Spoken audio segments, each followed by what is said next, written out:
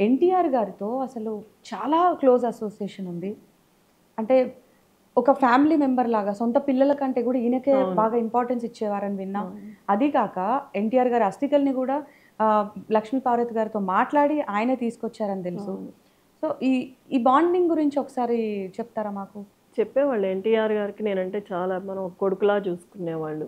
అంటే ప్రతిదీ గోపి, గోపి అని పిలిసేవాళ్ళు. నాతోనే చేయించుకునేవాళ్ళు.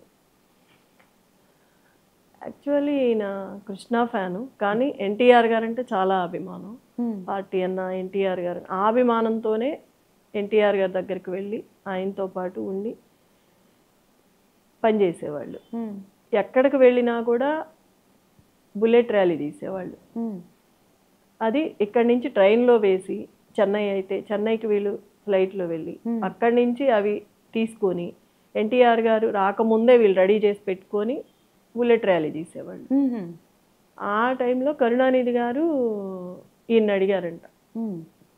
కనుక్కుంటే నీ పేరు చెప్పారయ్యా ఇదంతా ఎవరు చేస్తున్నారని అంటే, నువ్వు నా దగ్గరకు వస్తావా ఎంత కావాలంటే అంత ఇస్తానంటే, నేను డబ్బు కోసం పని చేయట్లేదు.